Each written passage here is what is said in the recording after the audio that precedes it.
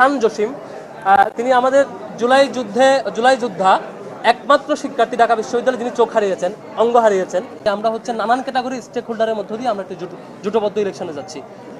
সেই জোটবদ্ধ ইলেকশনে বিপিজিএস এবং এজিএস এর নাম অলরেডি ঘোষণা হয়েছে।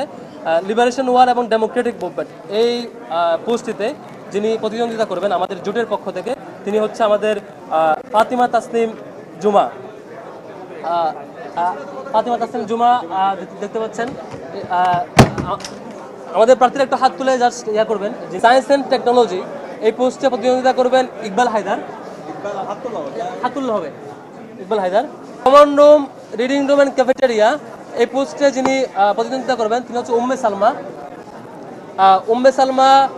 এর আগে ফাতিমা তাসনিম জুমার কথা বলেছি। তিনি এর আগে জুলাই মুভমেন্ট সহ পরবর্তী ক্যাম্পাসের সামগ্রিক অ্যাক্টিভিজমে তার জায়গা থেকে, তার নিজস্ব প্ল্যাটফর্মের জায়গা থেকে, নিজস্ব অভিমতের জায়গা থেকে যথেষ্ট কন্ট্রিবিউট করেছেন, সামনে কন্ট্রিবিউট করবেন ইনশাল্লাহ। ইকবাল হায়দার যার কথা বলেছি, তিনি ক্যাম্পাসে ব্যক্তির জায়গা থেকে এবং ছাত্র শিবিরের জায়গা থেকে তিনি ক্যাম্পাসে যথেষ্ট, যিনি সায়েন্স অ্যান্ড টেকনোলজিতে প্রতিদ্বন্দ্বিতা করবেন। আমাদের ক্যাম্পাসে অনেকগুলো কার্যক্রমে তিনি সম্পৃক্ত ছিলেন এবং শিক্ষার্থীদের কল্যাণে 10টির অধিক প্রজেক্ট পরিচালনা করেছেন এখন পর্যন্ত। Common room, cafeteria, reading room পোস্টে যিনি থাকবেন উম্মে সালমা, তিনিও শিক্ষার্থীদের অধিকারের জন্য দীর্ঘ সময় জুড়ে তাদের একটি প্ল্যাটফর্মের পক্ষ থেকে এবং একক প্রচেষ্টা এবং সমন্বিত প্রচেষ্টা দুই দিক থেকে চেষ্টা করেছেন, আর সামনেও এসে অব্যাহত রাখবেন বলে বিশ্বাস করছি। আমাদের ইন্টারন্যাশনাল অ্যাফেয়ার্স সেক্রেটারি এখানে যিনি আমাদের প্রতিনিধিত্ব করবেন তিনি হচ্ছে আমাদের খান জসিম। তিনি আমাদের জুলাই যোদ্ধা একমাত্র শিক্ষার্থী ঢাকা বিশ্ববিদ্যালয়ে যিনি চোখ হারিয়েছেন, অঙ্গ হারিয়েছেন। ঢাকা বিশ্ববিদ্যালয়ের একমাত্র শিক্ষার্থী যিনি জুলাইয়ের গণ অভ্যুত্থানে একমাত্র শিক্ষার্থী যিনি যার অঙ্গ হারিয়েছে ঢাকা বিশ্ববিদ্যালয়ের শিক্ষার্থী হিসেবে। ওনার একটি চোখ হারিয়েছে এই অভ্যুত্থানে। ভাই জুলাই গণ অভ্যুত্থানে যেমন অবদান রেখেছে, সামনেও শিক্ষার্থীদের কল্যাণে অবদান রাখবেন বলে আমরা প্রত্যাশা করছি। তারপর লিটারেচার অ্যান্ড কালচার, এখানে নুরুল ইসলাম সাব্বির আমাদের বিশ্ববিদ্যালয়ের অর্থ সম্পাদক, তিনি প্রতিনিধিত্ব করছেন। ওকে, তারপর রিসার্চ অ্যান্ড পাবলিকেশন, এখানে সাজ্জাদ হোসেন খান আমাদের প্রচার সম্পাদক। সাজ্জাদ হোসেন খানের অলরেডি 25টার অধিক বই আছে প্রকাশিত এবং তিনি নিয়মিত লেখালেখি করেন। তার লেখাজোখা এবং গবেষণা এবং প্রকাশনার জায়গায় তার একাডেমিক রেজাল্ট সব কিছু মিলে আমাদের কাছে মনে হয়েছে তিনি তার যে দক্ষতা দেখিয়েছেন সেটি শিক্ষার্থীদের কল্যাণে এই পদবিতে তিনি জয়ী হতে পারলে আগামীতে ভালো অবদান রাখবেন। স্পোর্টসে যিনি আমাদের প্যানেলে যুক্ত হয়েছেন আরমান হুসাইন, উনি বিখ্যাত অ্যাথলেট এবং কালো বেল্টধারী। আমাদের জুডো কারাতে যে কালো বেল্টধারী শিক্ষার্থীদের মধ্যে অন্যতম পপুলার তিনি আরমান হুসাইন, এবং ঢাকা বিশ্ববিদ্যালয়ের জুডো কারাতে নিয়মিত প্রশিক্ষণও দেন।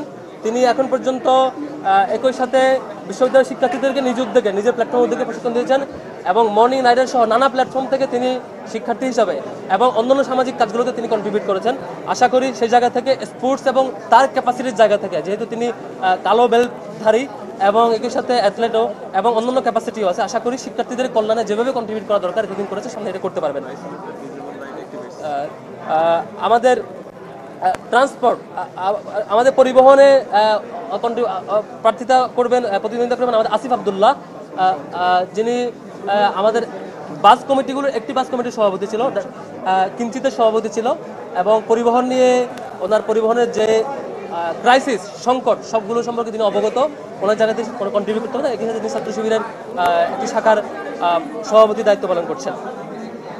সোশ্যাল সার্ভিসে আমাদের প্রতিদ্বন্দ্বিতা করবেন মুয়াজ, যিনি ল ফ্যাকাল্টিতে অধ্যয়নরত এবং তিনি এখানে ইনশাল্লাহ ভালো অবদান রাখবেন। কেরিয়ার ডেভেলপমেন্টে হচ্ছে আমাদের মাজাহারুল